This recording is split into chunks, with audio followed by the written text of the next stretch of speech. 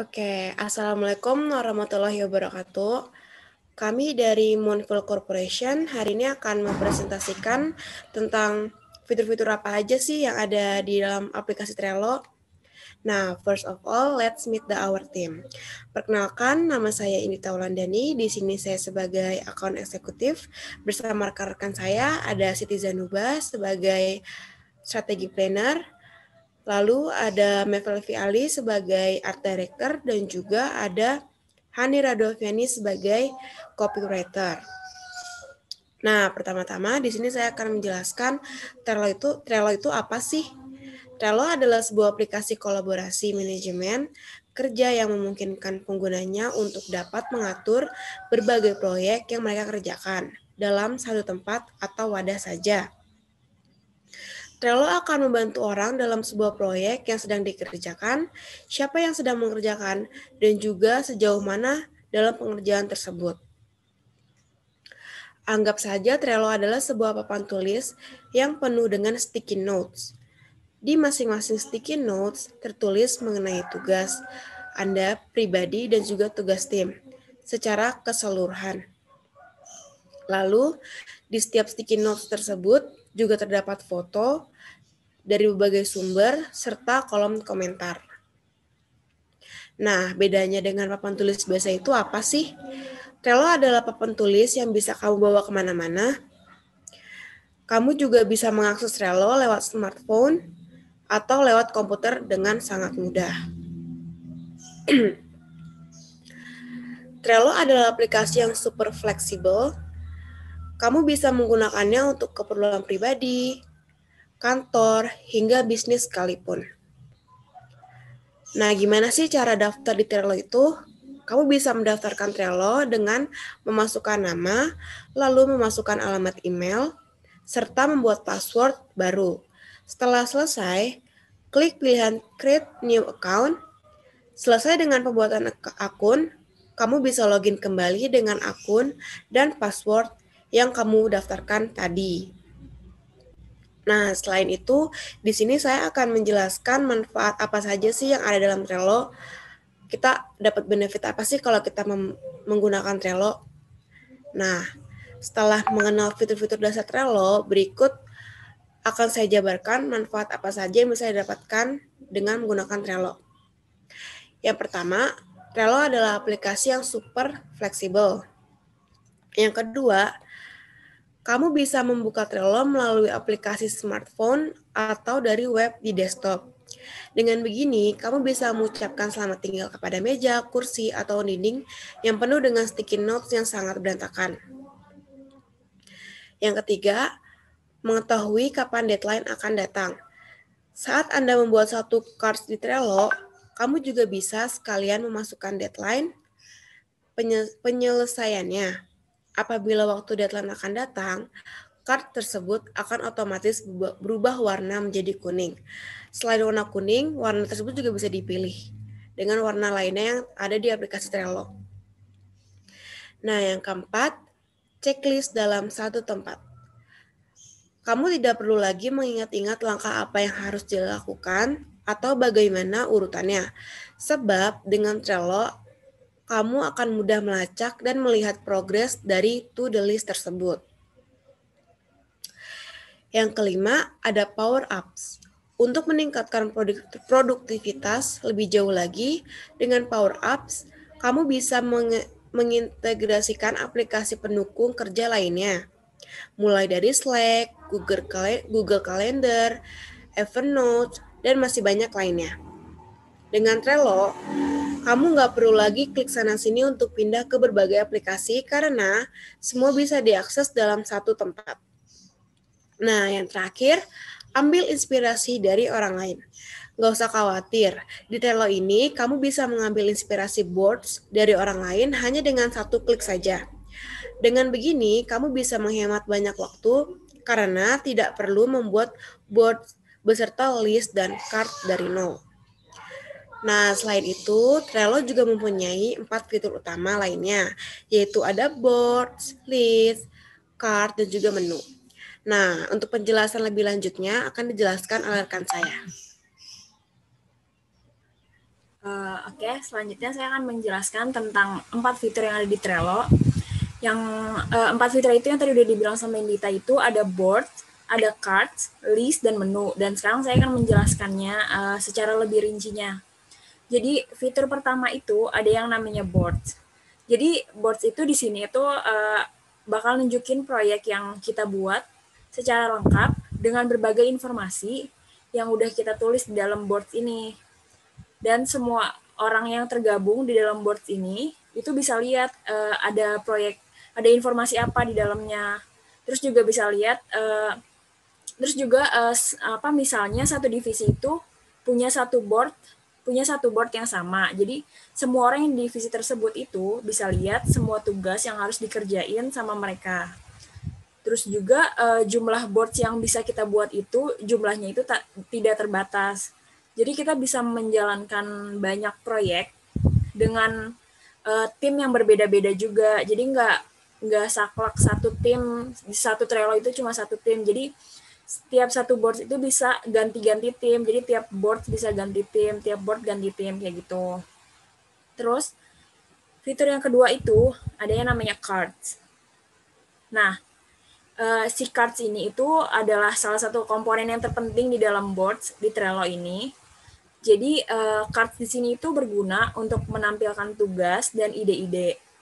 Misalnya kayak ada hal-hal yang harus dilakuin, seperti misalnya misal contohnya kayak tugas Ovo Invest-nya Pak Rizky, atau sekedar buat pengingat kalau hari apa, tanggal berapa kita ada deadline. Kita bisa juga nulis tanggalnya di card ini, kayak gitu. Terus caranya juga gampang banget, tadi kita cuma klik add a card itu, terus kita juga bisa namain kayak tadi misalnya tugas Pak Rizky tanggal berapa, atau kapan waktunya brainstorming atau apa gitu.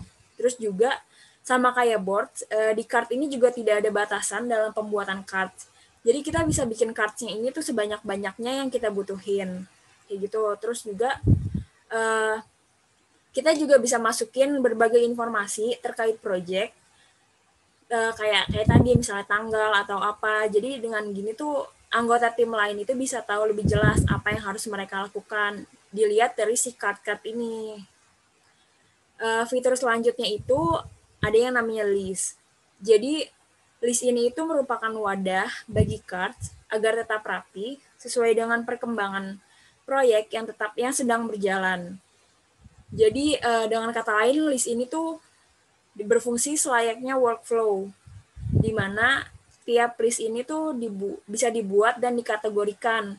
Kayak di sini contohnya itu ada to do atau akan dikerjakan, doing sedang dikerjakan, atau done sudah selesai dikerjakan. Terus juga nama-nama kayak to do, doing, dan ini tuh nggak saklek harus kayak gitu doang. Itu bisa diganti sesuai dengan apa yang kita mau namanya kayak gitu. Dan workflow di list ini tuh fitur yang sederhana tapi cukup terbukti efektif untuk kolaborasi proyek, karena kita bisa masukin cards yang berisi tugas ini sesuai dengan perkembangannya kayak tadi itu. Terus juga kayak apa, Trello ini juga kan aplikasi yang memberikan kita kebebasan sesuai yang kita butuhin. Jadi kita bisa ngasih list ini nama apapun yang sesuai dengan kita inginkan dan semua tim kita itu bisa paham kayak gitu. Habis itu di fitur terakhir itu ada yang namanya menu. Jadi di bagian kanan board di Trello itu terdapat menu. Jadi si menu ini itu adalah pusat pengaturan dari board kita. Jadi kita bisa ngatur nih anggota tim, kita bisa ngundang tim kita itu dengan email. Jadi alamat emailnya kita bisa masukin ke si boardnya ini. Jadi kita bisa ngundang siapa aja yang bisa masuk ke board kita ini.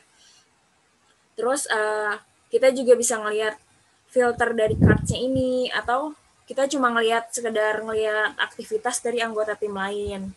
Terus juga si Trello ini tuh jadi Trello ini aplikasi yang bisa berbayar, bisa gratis. Jadi kalau misalnya kita mau berbayar, mungkin kalau di berbayar tuh template-nya itu bakal lebih banyak. Jadi nggak cuma ini aja. Nah kalau yang gratis juga kita bisa sesuai dari kebutuhan kita aja kayak gitu.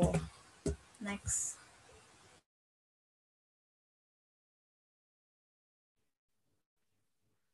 Ya, saya Matt Levi. Di sini saya akan langsung praktikin aja kali ya gimana cara membuat new board tadi. Kita balik dulu ke tampilan awal. Nah, di sini di halaman ini kita bisa langsung memulai membuat board project kita dengan cara create new board. Nah, akan ada tampilan seperti ini. Ya, ini kita bisa anggap sebagai papan project lah ya istilahnya nanti. Kita buat nama projectnya dengan nama tugas OVO Invest gitu ya. Karena kan ini topiknya tentang manajemen tugas yang udah ada, yaitu tugas OVO Invest dari Pak Rizky. Kita bisa ubah temanya di sini warna biru. Kita create board. Nah, akan muncul tampilan seperti ini. Setelah berhasil, akan muncul nih semacam list-list yang bisa kita gunain untuk menentukan workflow yang dibutuhkan. Kita buat listnya seperti kita buat to do, yaitu tahapan atau breakdown dari pekerjaan yang akan kita kerjakan nanti. Ya, project ini dilakukan selesai gitu ya, cepat selesai. Setelah itu kita buat list doing, yang dimana ini adalah proses produksi dari pekerjaan yang sedang dikerjakan nanti. Dan berikutnya kita buat done. Done ini tahapan penyelesaian pekerjaan yang telah dikerjakan. Setelah list yang dibuat tadi merasa cukup ya, lalu kita langsung breakdown aja nih perencanaan yang akan dikerjakan. Kita bikin card baru di sini, add to cart dari di list to do. Biar kelihatan teratur, kita bikin jadwal per hari aja kali ya. Kita buat D1, D2, dan D3. Gitu ya, dengan dibuat secara rapi seperti ini, kita bisa jadi acuan nih. Kalau memang ada pekerjaan yang sekiranya terlewat dari perencanaan, setelah semuanya beres, kita masuk ke menu card yang udah kita buat tadi untuk melihat tampilan dari card tersebut. Nah, di sini ada kolom deskripsi. Jika kalian membutuhkan untuk menjelaskan detail pekerjaan, kalian bisa isi deskripsi di sini. Supaya lebih spesifik lagi, kita tambahkan checklist. Kita kasih nama untuk D1 ini, kita kasih misalnya pekerjaan untuk research. Jadi D1 ini khusus untuk mencari research. Nah, kemudian kita tambahkan item dengan nama mengetahui OVO Invest gitu ya. Jadi nanti isi dari card D1 ini yaitu untuk meresearch atau mengetahui OVO Invest. Agar kita lebih mengenali tugas yang ada di dalam list D1 ini, kita bisa menambahkan label di sini nih. Dengan cara pilih warna label yang diinginkan dan langsung kita kasih nama sesuai checklist pekerjaan yang sudah dibuat. Kita kasih nama research, kita pilih warna kuning misalnya, kita save, klik. Oke, di sini udah muncul. Dan untuk menentukan deadline dari pekerjaan yang sudah kita buat, kita bisa menuju ke menu due date. Sini kita bisa menentukan tanggal akhir dari pekerjaan tersebut. Kita save. Nah, kan sudah ada nih perintah pekerjaan yang harus kita kerjakan. Nah, kita bisa langsung pindahin card ini menuju list pengerjaan, yaitu list doing. Jadi kalian tahu mana yang harus kalian kerjakan. Jika merasa kalau pekerjaan sudah terselesaikan, kita sudah dapat menceklis tugas tersebut. Dan kalau selesai sebelum tanggal akhir pengerjaan, bisa juga checklist tanggal tersebut. Seperti kita checklist, tanda sudah selesai, checklist. Ya, ini tandanya sudah selesai. Jika sekiranya pekerjaan yang sudah kalian lakukan di list doing sudah selesai, kemudian kalian bisa memindahkan card ini menuju list done. Mudah kan? Caranya tinggal hanya sekedar memindahkan card ke masing-masing list. Nah, jadi dengan kalian paham fungsi dari manajemen tool Trello ini, project yang kalian sedang kerjakan akan lebih terjadwal nih dan termanage dengan mudah nantinya. Begitu kawan-kawan. Nah, untuk lebih lanjut akan dijelaskan oleh rekan saya Hani. Terima kasih. Nah, dengan adanya Trello ini, kami menyelesaikan tugas ini dengan baik dan hasil ini membuat kami menjadi lebih mengerti job desk dari setiap masing-masing anggota tim. Kemudian, tenggat waktu dalam setiap posisi. Misalnya ketika saya membuat sebuah isi atau tulisan untuk desain yang akan dibuat nanti oleh Mas Levi, saya harus tahu nih apa saja caption yang saya buat. Konten-konten apa saja yang akan diposting melalui akun sosial media Monfil. Dan kapan saya harus menyelesaikan tulisan atau skrip dari konten yang akan dibuat desainnya. Nah, kemudian dari situ, Mevlevi akan membuat desain konten yang akan diposting dan dia akan mengetahui kapan dia harus menyelesaikan dengan per konten kemudian yang akan dipublish oleh Zanuba. Dari Zanuba sendiri, dia menjadwalkan jam berapa konten ini harus segera dipublish, di hari apa dan di minggu keberapa. Dan terakhir untuk laporan, bagian dari Indita untuk mengerjakannya.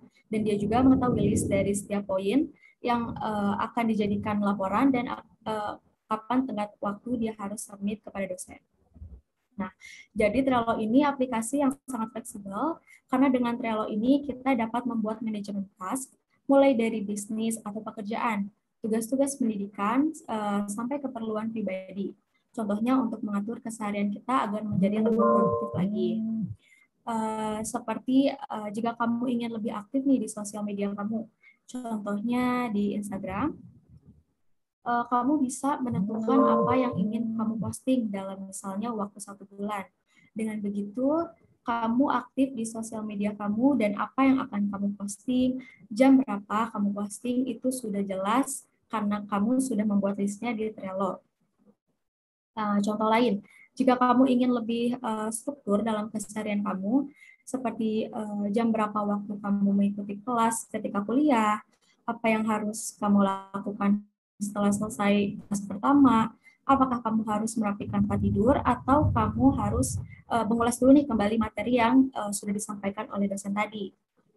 Dan kemudian setelah itu, jika kamu mempunyai acara yang pastinya akan kamu hadapi selama 1 bulan ini, kamu dapat menuliskan apa saja sih acara yang akan kamu ikuti. Misalnya kamu aktif di organisasi kampus atau unit kegiatan mahasiswa lainnya.